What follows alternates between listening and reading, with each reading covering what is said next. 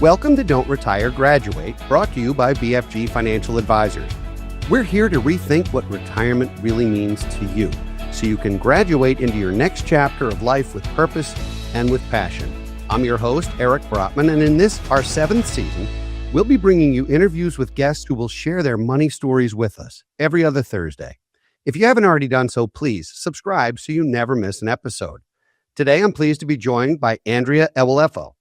Andrea is the founder and CEO of Modern Lady Vibes, where she helps neurodivergent women break free from financial overwhelm by building systems that actually work with their unique brain function, not against it. Her signature 5-step Vibes framework prioritizes frequency over consistency and eliminates the shame spiral by replacing it with sustainable set-it-and-forget-it strategies that lead to real wealth. Andrea, welcome to Don't Retire, Graduate. Thank you, Eric. So nice to be here. Thank you for having me. Absolutely. So I think it's important for our audience to know where we met first, because I think that does tell part of the story behind the fact that we were friends immediately.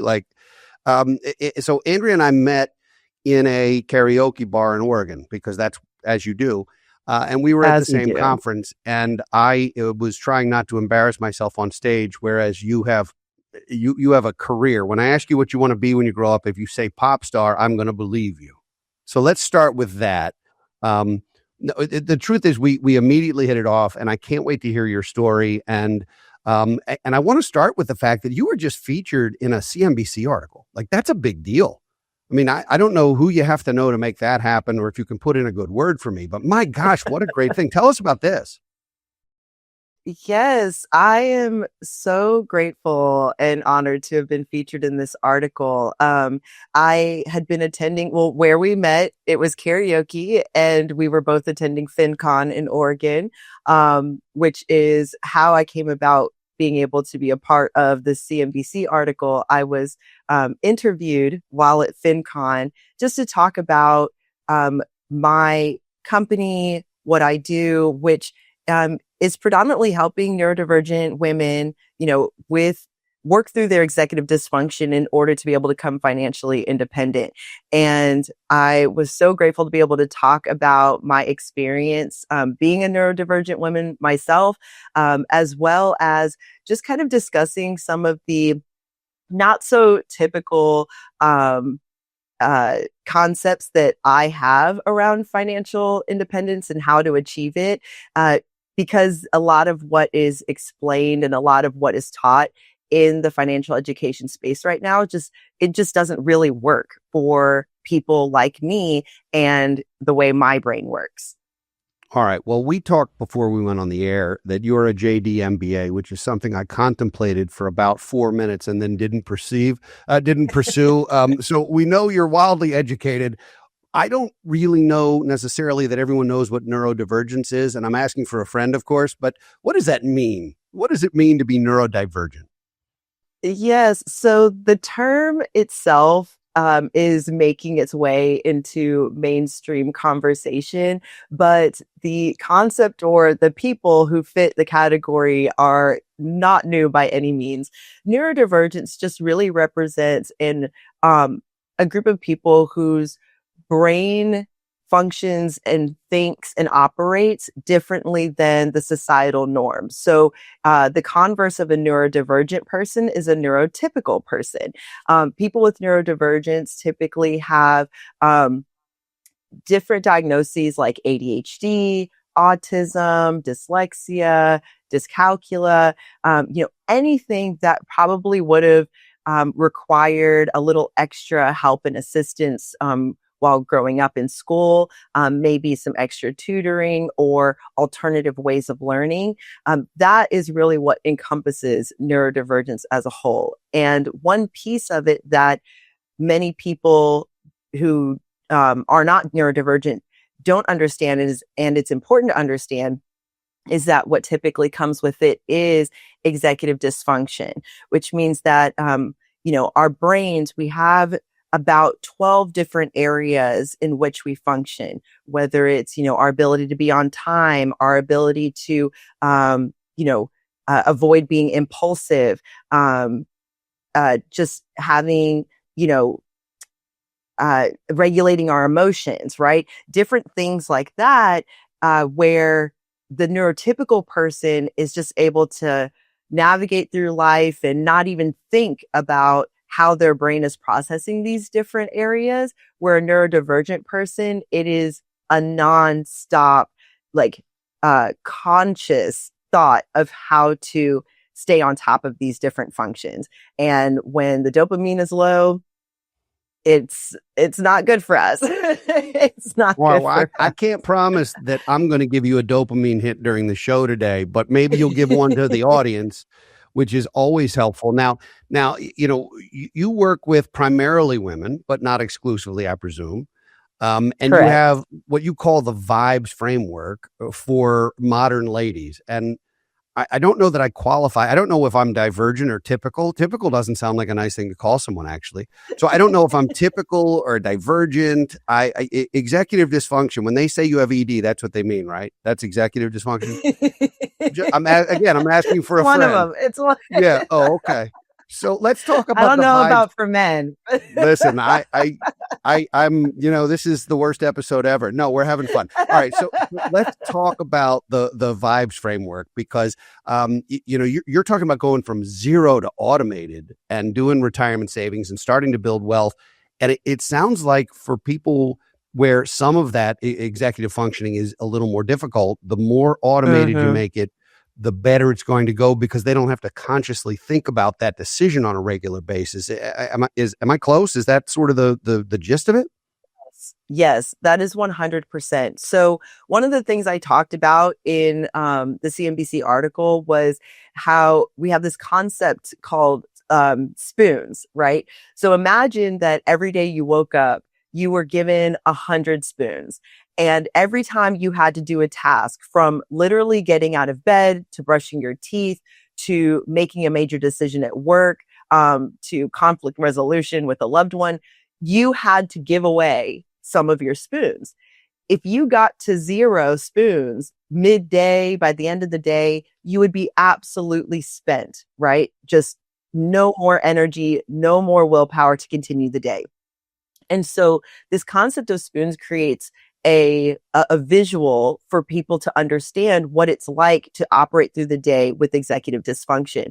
Every time a decision has to be made, and yes, something as simple as brushing our teeth, it can take away a lot of energy, because it's not something that ever, how do I want to explain this? For many of us, the simple tasks or the everyday tasks of life never become automated to our brain. It's always a conscious thing we have to do. I always have to consciously get up and go brush my teeth. It's never going to just happen. And there's some days I wake up, I'm 42 years old, and there's days I wake up and I'm like, I don't want to, and I have to like fight my way through it. It's just not, it's not something that is automatic. And so my vibes framework is all about, how do we reduce the cognitive load? How do we eliminate as many decisions as possible, particularly in an area like our personal finances, which can just be so overwhelming and intimidating to begin with?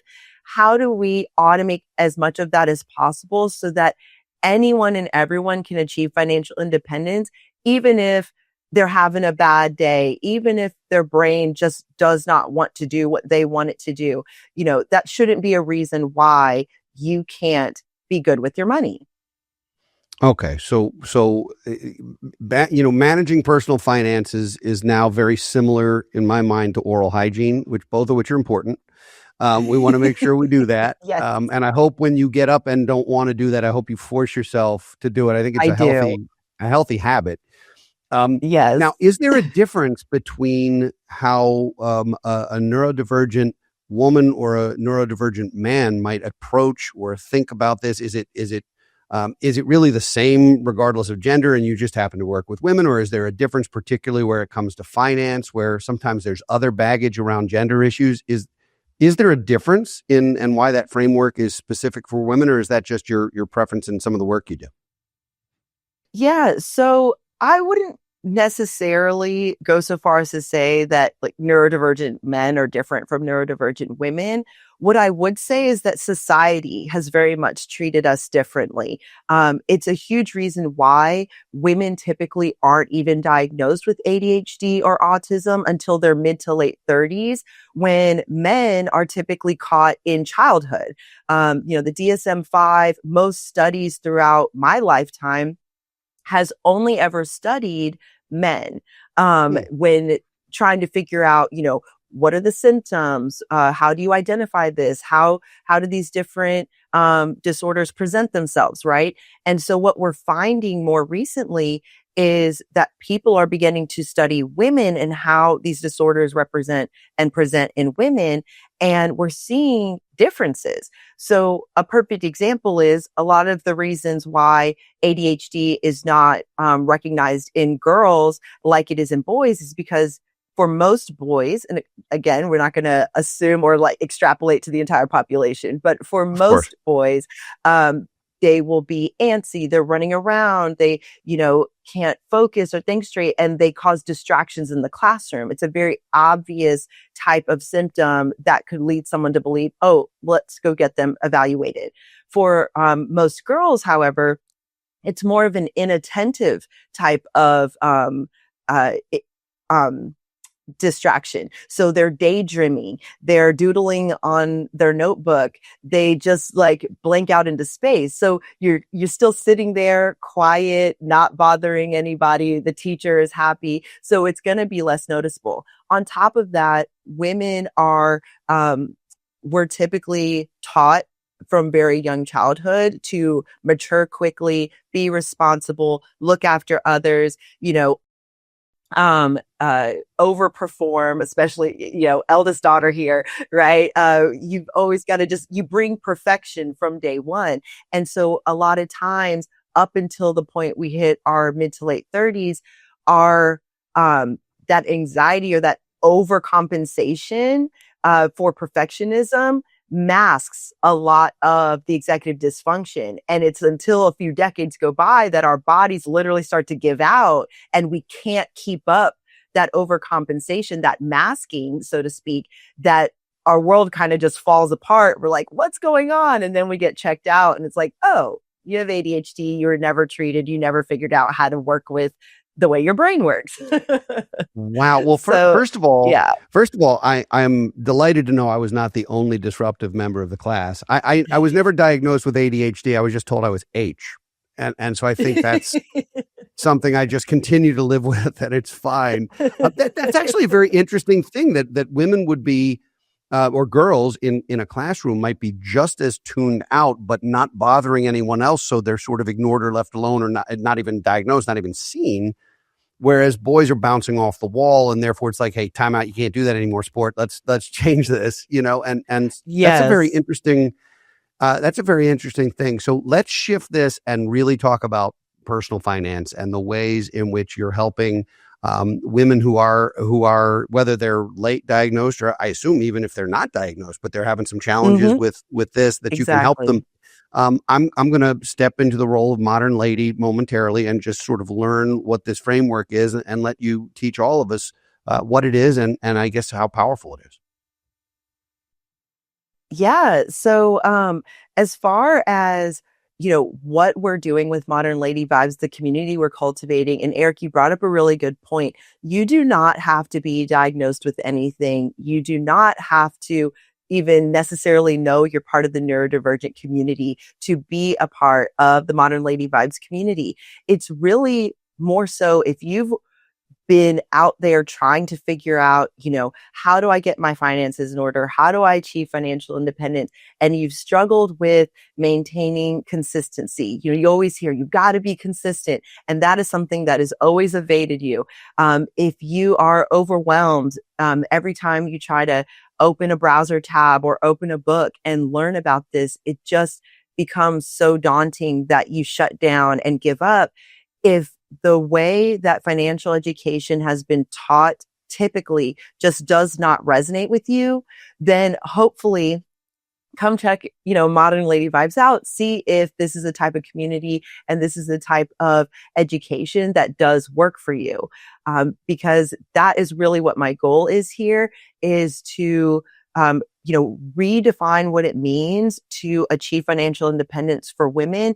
We're not coming from a place of shame. We're not focusing on how much we're spending. We're not focusing on all the things we're doing wrong. We're just acknowledging where we are. We're acknowledging what we're capable of doing. And then we're using the strengths we have to achieve our goal.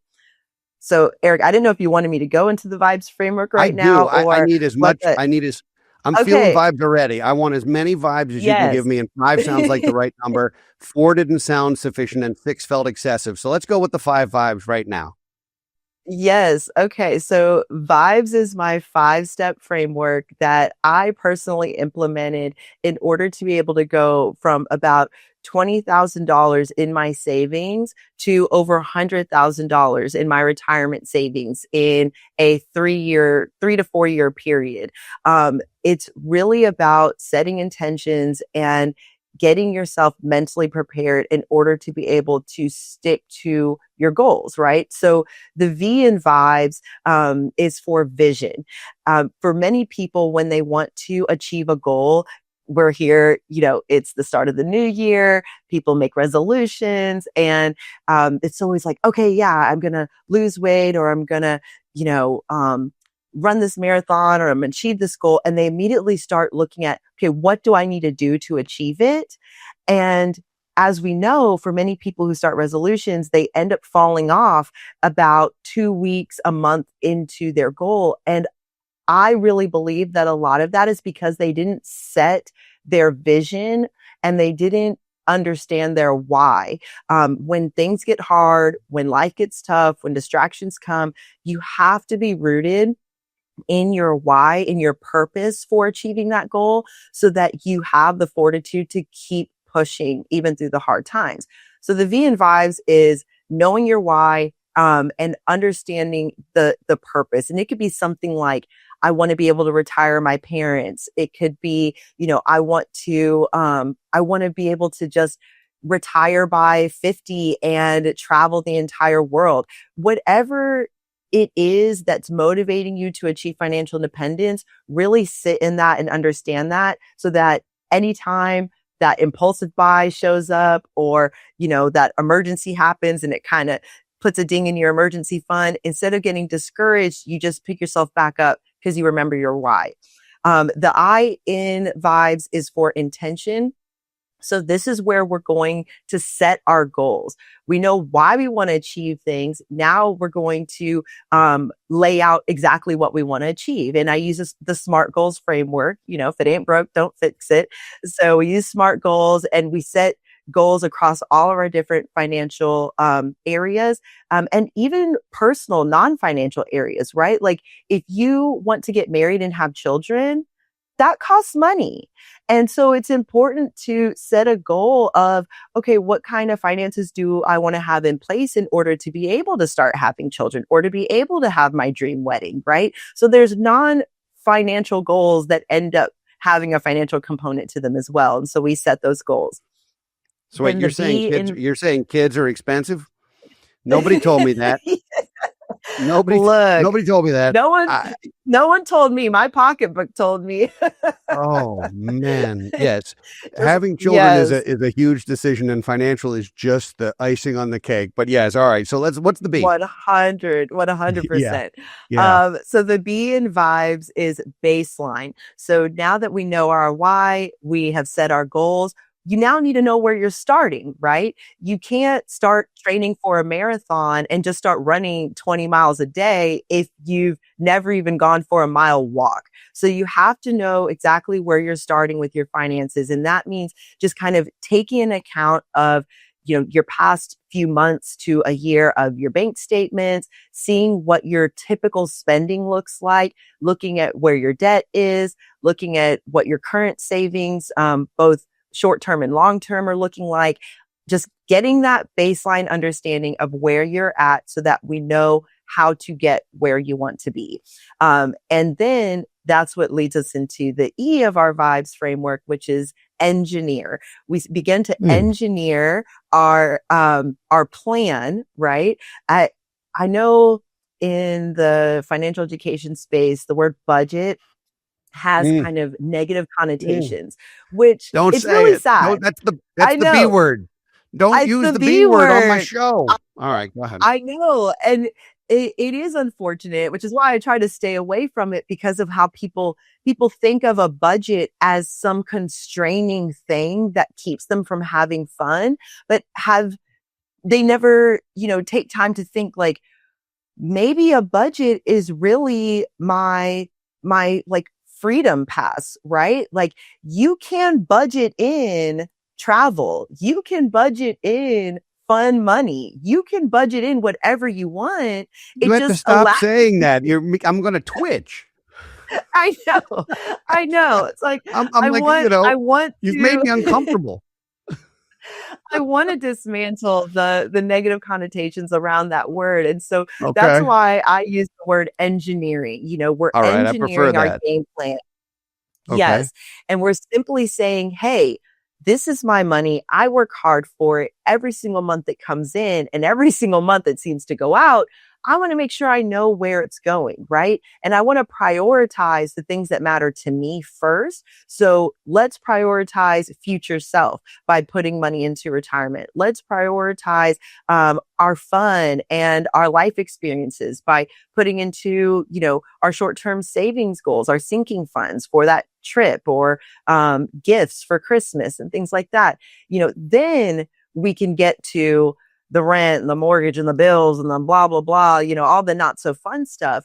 But by engineering our game plan and really taking time to determine exactly where we want all of our money to go, that's going to free us up to be able to spend how we want. And one thing that is different, that I really focus on with my modern ladies, is that I do not allocate every single penny to something. Okay. That's like typically called the zero-based budget.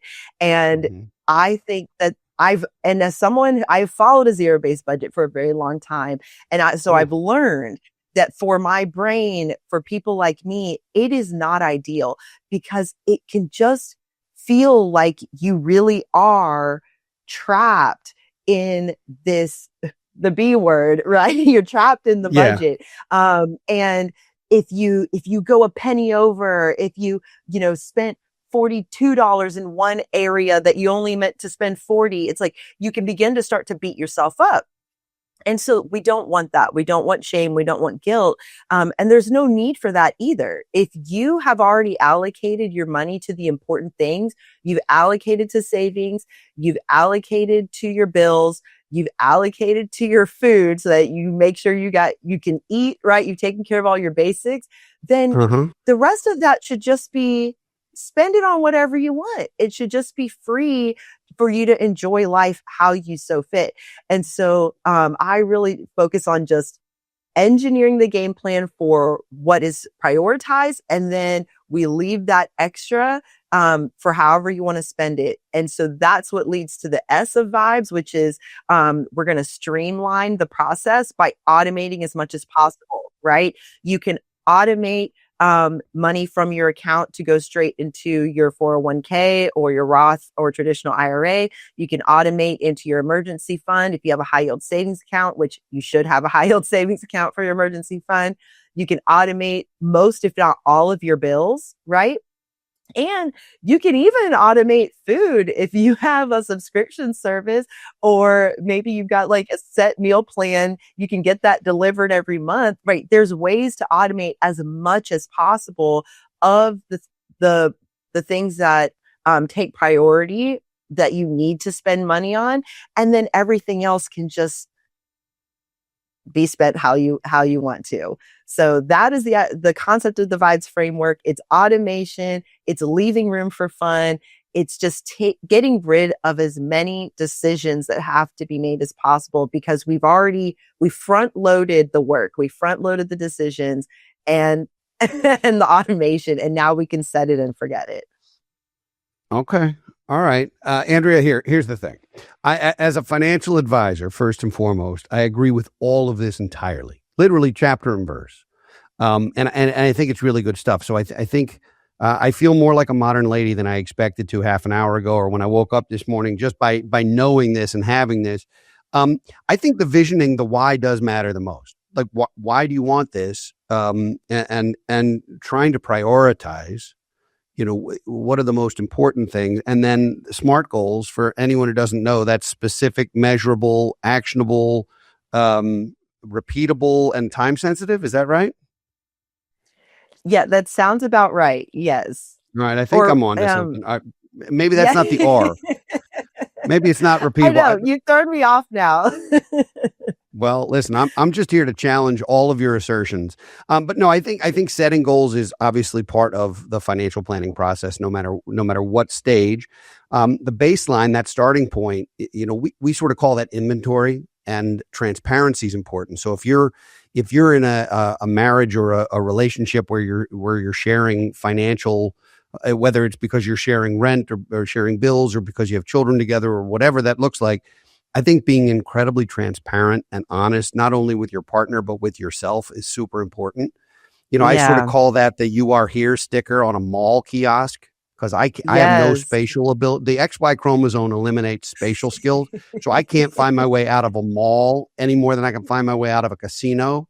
Not that I would ever go to one of those as a financial advisor, but I think that's no, I would never. All right. So that's the "You Are Here" sticker. Like, you have to be honest with where you're starting. I love the engineering. I do think that in order to figure out, you've already figured out your why, you've got your goals, you know where you want to go. Now you know where you are, you can start building that path, engineering that path. I think of budgets a little bit like diets. I think nutrition's important, like cash flow is important. I think diets are restrictive, just like budgets are restrictive. And we teach people to pay themselves first, which is to put money in that 401k or savings or other things before you do other things. And then the automation is critical. There's nothing, and not just for neurodivergent, for people who are, I'm going to call somebody typical now, but for people who are neurotypical, I feel very average. Come up with the names, Eric. I feel very average. You're making me feel very, very like a C student. All right. So, but the automation matters, because even if you're not struggling with getting it done, there's the psychological torture.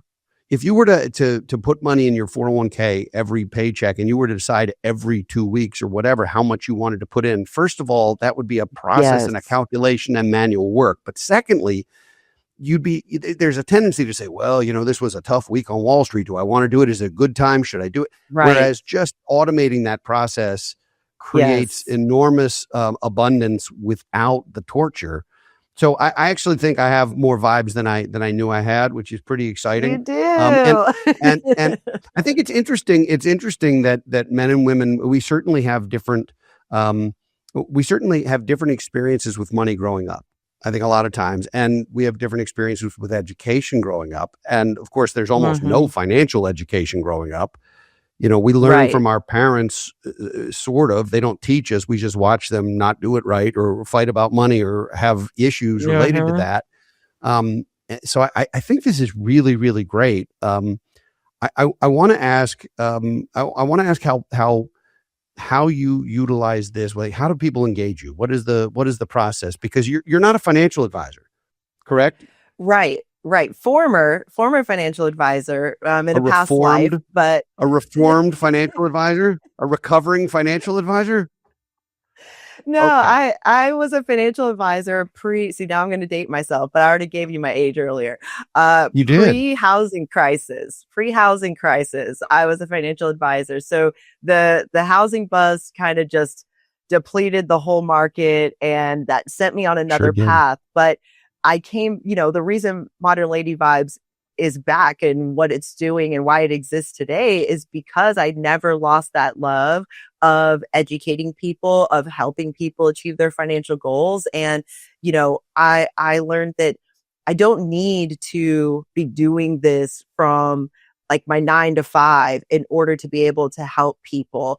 And it's all about really empowering individuals to know that they can take charge of their finances and they don't need a financial advisor really to be able to do these things. Everything is available.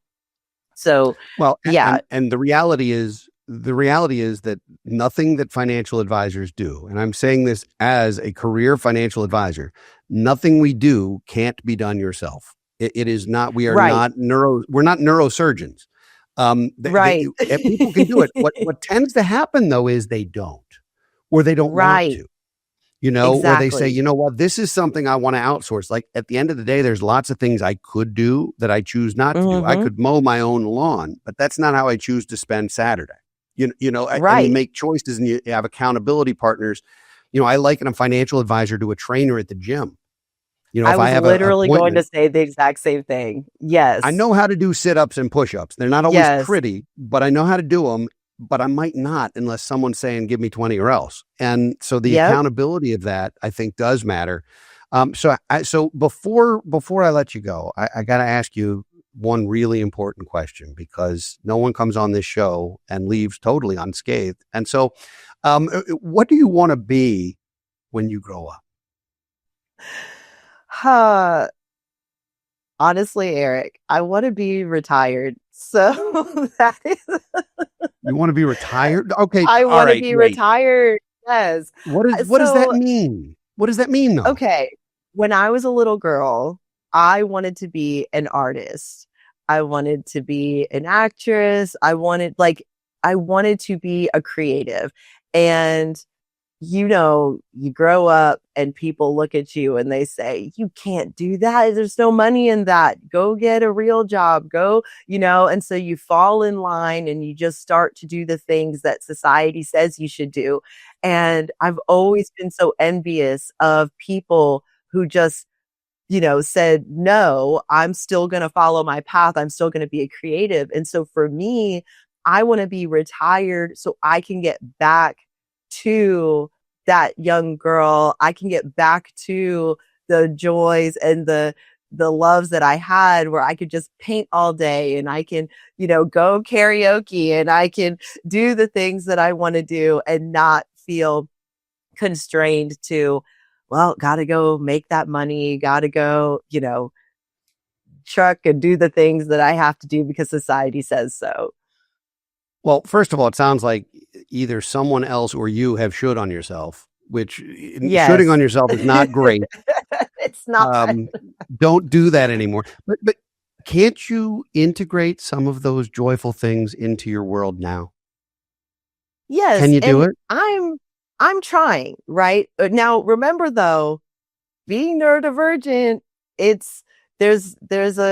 got to be careful, because if I take on too many things, something's going to fall, right? And so you get hyperfixated on stuff. I do have my little joys. Like, I keep karaoke in my life. I think for me, that's probably the one way that I've made sure I still have a creative outlet. It's something that I can just, when I want it, I can go and I can do it. And it's a set amount of time. And then I come home and I'm back to whatever life is, right? But if I started buying a bunch of canvases and paint and they were just all around the house, who knows? Maybe I'd forget to go to work on Monday because I'm too busy painting. That's not usually good for the bottom line. No, not at all. Although now we've come full circle, because the only reason we know each other is because we both love karaoke. And you karaoke circles around all of us. I mean, I was just trying to hold my own. Going after you is no fun. It's unfair. No one should have to do it. How can folks get in touch with you if they want to learn more about modern lady vibes? Yes. Well, you were so kind to show my website in the beginning. If you think you may be neurodivergent, or you feel like some of the things we spoke about today with the executive functioning or dysfunction might be speaking to you, then hop on the website and sign up to take my free executive functioning skills assessment. And you can learn about the 12 different areas of function and where your strengths are and where your weaknesses are. You can also join us over on Instagram. We've got a nice little community going there, and on YouTube as well. All social media accounts are at Modern Lady Vibes, so very easy to find. But those would be the best places to find me.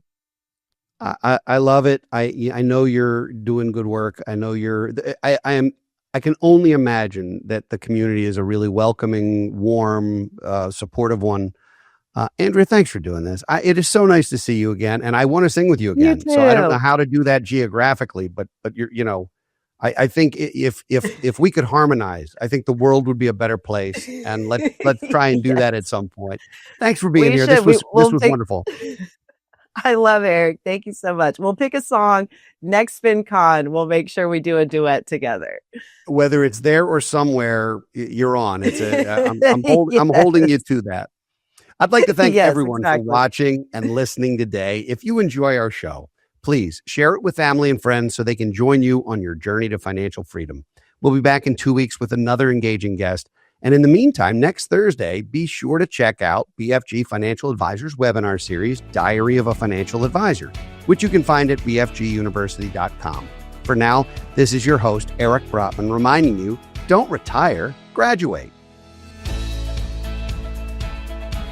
Securities offered through Kestra Investment Services, LLC, Kestra IS, member FINRA SIPC. Investment advisory services offered through Kestra Advisory Services, LLC, Kestra AS, an affiliate of Kestra IS. Kestra IS or Kestra AS are not affiliated with Brotman Financial or any other entity discussed.